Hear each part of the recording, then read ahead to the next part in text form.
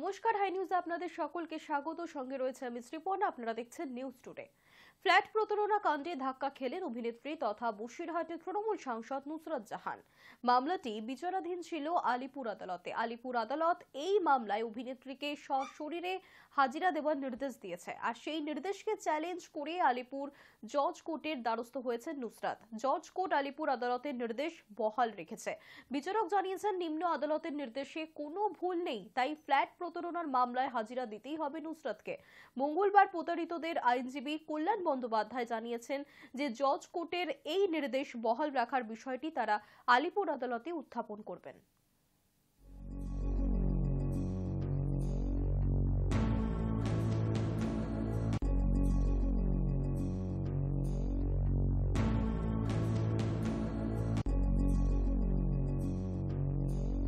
Flat প্রতারণা কাণ্ডে ধাক্কা ফের অভিনেত্রী তথা বসিরহাটের তৃণমূল সাংসদ নুসরাত জাহানের। মামলাটি বিচারাধীন ছিল আলিপুর আদালতে। আলিপুর আদালত এই মামলায় অভিনেত্রীকে সশরীরে হাজিরা দেওয়ার নির্দেশ দিয়েছে। সেই নির্দেশকে চ্যালেঞ্জ করে আলিপুর জজ কোর্টের দ্বারস্থ হয়েছিলেন নুসরাত জাহান। জজ কোর্ট আলিপুর আদালতের নির্দেশ বহাল রেখেছে। বিচারক জানিয়েছেন, নিম্ন আদালতের নির্দেশে কোনো ভুল নেই, তাই ফ্ল্যাট প্রতারণা মামলায় হাজিরা দিতেই হবে নুসরাত জাহানকে। মঙ্গলবার প্রতারিতদের আইনজীবী কল্যাণ বন্দ্যোপাধ্যায় জানিয়েছেন যে জজ কোর্টের এই নির্দেশ বহাল রাখার বিষয়টি তারা আলিপুর আদালতে উত্থাপন করবেন।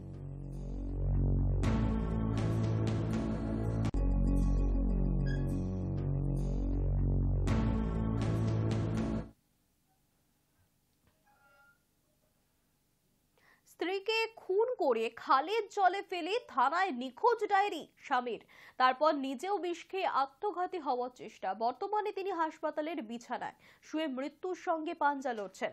উত্তর 24 পরগনার মধ্যমগ্রাম এলাকার ঘটনা। পুলিশ সূত্রে খবর, স্ত্রীকে খুন করে টুকরো টুকরো করে কেটে ফেললেন স্বামী, তারপর সেই টুকরো ছড়িয়ে দিয়েছেন খালের জলে।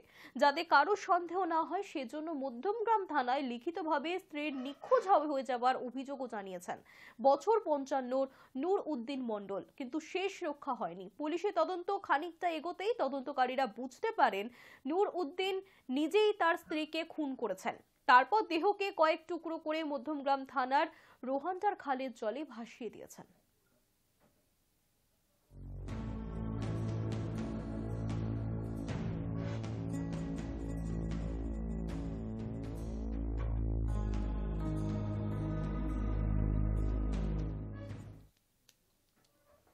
উত্তরবঙ্গে দুই দলের সংঘর্ষ। কোচবিহার 1 নম্বর ব্লকের পাটছড়া গ্রাম পঞ্চায়েত এলাকার ঘটনা। মঙ্গলবার কোচবিহার বিজেপির সাংসদ নিশীথ প্রামাণিকের সাংসদ খেল মহোৎসবের পক্ষ থেকে ম্যারাথন দৌড়ের আয়োজন করা হয়েছিল। কিন্তু ম্যারাথন দৌড় শুরু হতেই তৃণমূলের দুষ্কৃতীরা লাঠি নিয়ে প্রতিযোগীদের রাস্তা আটকে দেয়, এমনকি তাদের লক্ষ্য করে বোমাও ছোড়া হয় বলে অভিযোগ।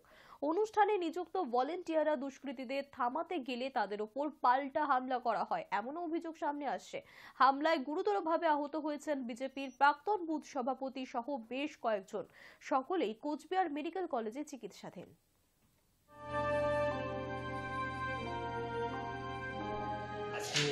16 তারিখ ছিল কেন্দ্র থেকে যে ম্যারাথন দৌড় ছিল, আমার দক্ষিণ বিধানসভার ছিল ম্যারাথন দৌড়টা। সেখানে নতুন বাজার গ্যাস গোডাউন থেকে ডাঙ্গাড়ার অঞ্চল অবধি সেটা আজকে প্রোগ্রামটা 1 সপ্তাহ ধরেই চলছে, কিন্তু ওখানে কোনো গণ্ডগোল নাই। বাচ্চাদের নাম লেখাই ছিল, বাচ্চারা সবাই আসছিল, হাজার হাজার বাচ্চা আসছিল ম্যারাথন দৌড় দিতে। সেখানে দৌড় চালু হয়ে গেছে। আমরাও ভলেন্টিয়ার হিসাবে সাথে ছিলাম বাচ্চাদের এদিকে সেদিকে। ওরা মাঝ রাস্তায়, টিএমসির ঘর মাঝ রাস্তায় অনেক হারমাত বাহিনী নিয়ে ওখানে উপস্থিত ছিল। আমরা তো জানি না, আমরা জানি সবারই বাচ্চা, আমারও বাচ্চা ছিল ওখানে। বাচ্চারা দৌড় চলছে, এখানে তো কোনো রাজনীতি আসতে পারে না, বাচ্চাদের দৌড়। তো ওখানে হঠাৎ করেই বাচ্চাদের সামনে বম ছুটছিল, বমটা ফাটেনি। তারপরে যখন মারপিট চালু করলো, মানে প্রথমে লাঠি উঠেছিল বাচ্চাদের মারবে, তখন আমি লাঠি দিয়ে ধরে ফেলেছি। বাচ্চাদের মারিস না কাকু, কাকু বলে ডাকছি, বাচ্চাদের মারিস না কাকু, আমারও বাচ্চা আছে এখানে। বাচ্চাদের দৌড়াতে তো কোনো বাধা দেওয়াটা ঠিক না, বাচ্চাদের ভবিষ্যৎ আছে। অসুস্থতার খবর শুনে এসএসকেএমে শিল্পী প্রতুল মুখোপাধ্যায়কে দেখতে গিয়েছিলেন মুখ্যমন্ত্রী মমতা বন্দ্যোপাধ্যায়। হাসপাতালে শিল্পীর কেবিনে দীর্ঘক্ষণ সময় কাটিয়েছেন মুখ্যমন্ত্রী, আর সেখানেই শিল্পীর কণ্ঠে শুনলেন আমি বাংলায় গান গাই। বেডে বসেই গান গাইলেন শিল্পী প্রতুল মুখোপাধ্যায়। বেশ কিছুদিন ধরেই বার্ধক্যজনিত নানান রোগে আক্রান্ত হয়ে এসএসকেএমে উডবান ব্লকে ভর্তি রয়েছেন তিনি। সোমবার বিকেলে তার সঙ্গে দেখা করতে সেখানে যান মুখ্যমন্ত্রী মমতা বন্দ্যোপাধ্যায়, আর সেখানেই শিল্পীর কণ্ঠে শোনেন আমি বাংলার গান গাই। সঙ্গে তাল মিলিয়েছিলেন মুখ্যমন্ত্রীও। সেই ভিডিও নিজেই সোশ্যাল মিডিয়ায় পোস্ট করেছেন মুখ্যমন্ত্রী। বাংলা প্রাণী বাংলায় গান গাই, আমি বাংলার গান গাই, আমি কি চিরদিন এই বাংলায় খুঁজে পাই। আমি বাংলায় দেখি স্বপ্ন, আমি বাংলায় বাঁধি সুর, আমি এই বাংলার মায়া ভরা পথে হেঁটেছি এতটা দূর। বাংলা আমার জীবনানন্দ, বাংলা প্রাণের সুখ। আমি একবার দেখি, বারবার দেখি বাংলার মুখ। বাংলা আমার জীবনানন্দ, বাংলা প্রাণের সুখ। আমি বাংলা। রাজ্যে ইডি সিবিআই হানার প্রতিবাদে তৃণমূলের কর্মী সভা। আগামী 22শে জানুয়ারি বসিরহাট প্রান্তিক ময়দানে বসিরহাট তৃণমূলের সাংগঠনিক জেলা নেতৃত্বের উদ্যোগে জনসভার আয়োজন করা হয়েছে। গত ডিসেম্বরে 30 তারিখ বসিরহাটের একটি মাঠে কর্মী সভা করেছিলেন রাজ্যের বিরোধী দলনেতা শুভেন্দু অধিকারী। সেই মঞ্চে দাঁড়িয়ে তৃণমূলের বসিরহাট সাংগঠনিক জেলার একাধিক নেতার বিরুদ্ধে দুর্নীতির প্রসঙ্গ টেনে ইডি সিবিআই এর হুঁশিয়ারিও দিয়েছিলেন তিনি। তার ঠিক 5 দিনের মাথায় উত্তর 24 পরগনা জেলা পরিষদের মৎস্য ও প্রাণী কর্মাধ্যক্ষ শেখ শাহজাহানের বাড়িতে 7 সকালে হানা দেয় ইডি। তারপর গ্রামবাসীর রোষে পড়ে আক্রান্ত হন 3 ইডির আধিকারিকেরা। ক্ষতিগ্রস্ত হয় একাধিক গাড়ি, খোয়া যায় ল্যাপটপ, মোবাইল ফোন এবং গুরুত্বপূর্ণ নথি। তারপর চলতি মাসের 11 তারিখে নেজাট থানায় রাজ্য বিজেপির সভাপতির নেতৃত্বে থানা ঘেরাও কর্মসূচি হয়।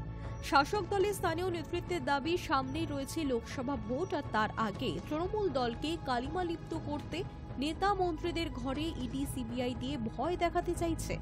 এই সমস্ত ঘটনার প্রতিবাদে আগামী 22শে জানুয়ারি বসিরহাট প্রান্তিক ময়দানে বসিরহাট তৃণমূল সাংগঠনিক জেলা নেতৃত্বের উদ্যোগে এক জনসভার আয়োজন করা হয়।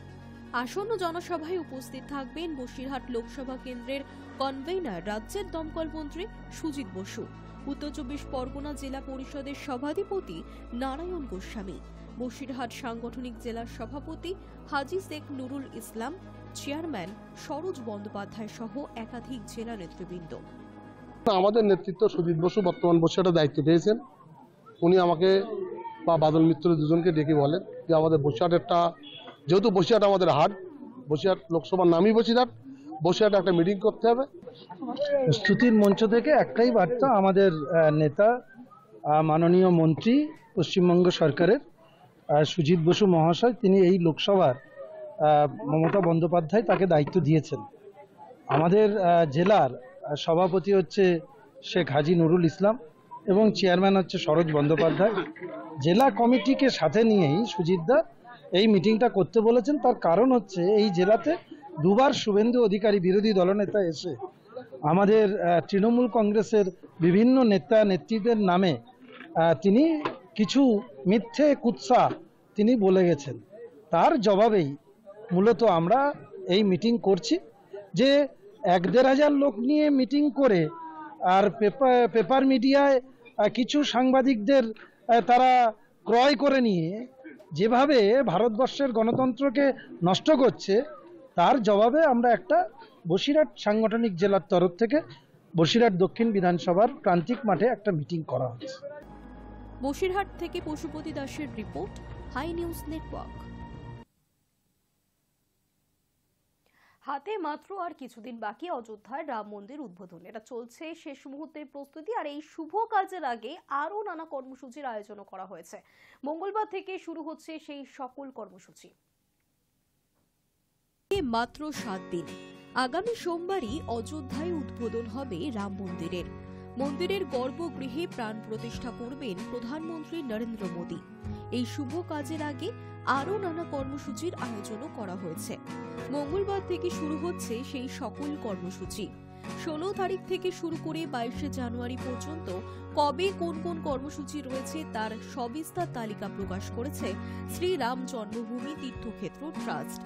সোমবার শ্রীরাম জন্মভূমি তীর্থক্ষেত্র ট্রাস্ট নিজেদের এক্স হ্যান্ডেলে রাম মন্দির উদ্বোধনের দিন পর্যন্ত নির্ধারিত কর্মসূচির তালিকা প্রকাশ করেছে। প্রাণ প্রতিষ্ঠা অনুষ্ঠানের পূর্বে 121 জন আচার্য মিলে এই সকল নিয়ম পালন করবেন। সমস্ত বিষয়টি দেখাশোনা করবেন জ্ঞানেশ্বর শাস্ত্রী দ্রাবিড়। তাকে সহায়তা করবেন কাশীর প্রধান আচার্য লক্ষ্মীকান্ত দীক্ষিত। শ্রীরাম জন্মভূমি তীর্থক্ষেত্র ট্রাস্ট জানিয়েছেন, দেশের নানা প্রান্ত থেকে অযোধ্যায় বহু উপহার গিয়েছে। রাম জন্মভূমিতে প্রচুর উপহার পৌঁছেছে সীতার জন্মভূমি থেকেও। নেপালে সীতার জন্মভূমি জনকপুর থেকে ইতিমধ্যে 3000-এরও বেশি উপহার এসেছে অযোধ্যায় বলে ট্রাস্টের দাবি। তার মধ্যে রয়েছে সোনার গয়না, সোনার থালা, বাটি সহ আরও অনেক কিছু। রাম মন্দির উদ্বোধন উপলক্ষে সেজে উঠেছে রামের জন্মভূমি অযোধ্যা। দেশ বিদেশের খ্যাতনামী ব্যক্তিদের কাছে পৌঁছেছে আমন্ত্রণপত্র। রাম মন্দির উদ্বোধনের আগে 11 দিনের জন্য ব্রত পালন শুরু করেছে প্রধানমন্ত্রী মোদী। ধর্মগ্রন্থে উল্লেখিত বিধি অনুসারে এবং সাধু সন্তদের উপদেশ মেনে এই 11 দিন তিনি কঠোর অনুশাসন মেনে চলবেন। উদ্বোধনী অনুষ্ঠানের আয়োজনে কোনো খামতি যাতে না থাকে সেদিকে নজর রাখছেন আদিত্যনাথ। রামলালার নিরাপত্তার দায়িত্বে বিশেষ বাহিনীও গঠন করা হয়েছে। কেন্দ্রীয় বাহিনী ন্যাশনাল সিকিউরিটি গার্ডের তত্ত্বাবধানে প্রশিক্ষণ দেওয়া হয়েছে উত্তরপ্রদেশের পুলিশের বাছাই করা 200 অফিসার এবং কর্মীকে। আগামী 22শে জানুয়ারি রামলালার মূর্তিতে প্রাণ প্রতিষ্ঠার আগেই রাম মন্দিরের দায়িত্ব নেবে ওই বাহিনী। Hi news network. মায়ের জন্মদিন কিভাবে সেলিব্রেট করলেন দেব, দেখুন। গত বছর ভালোই কেটেছে দেবের। মুক্তি পেয়েছে দেবের 3টি ছবি। 3টি বক্স অফিসে সাফল্যের মুখ দেখেছে।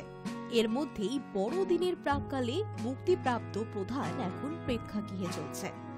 এমনিতেই কাজ নিয়ে সারাক্ষণ ব্যস্ত থাকেন দেব, কিন্তু তার মধ্যেই প্রিয়জনদের নিয়ে সময় কাটানো বা তাদের বিশেষ দিনগুলি স্পেশাল ভাবেও কিন্তু সেলিব্রেট করতে দেখা যায় অভিনেতাকে।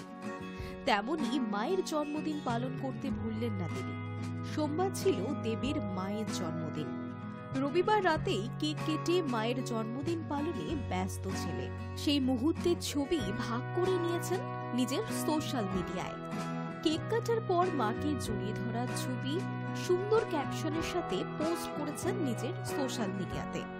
ছবির সঙ্গে দেব লিখেছেন, আমি পরজন্মে বিশ্বাস করি না, কিন্তু যদি তা সত্য হয় তাহলে পরবর্তী সমস্ত জন্মে তুমি আমার মা হয়েই থেকো।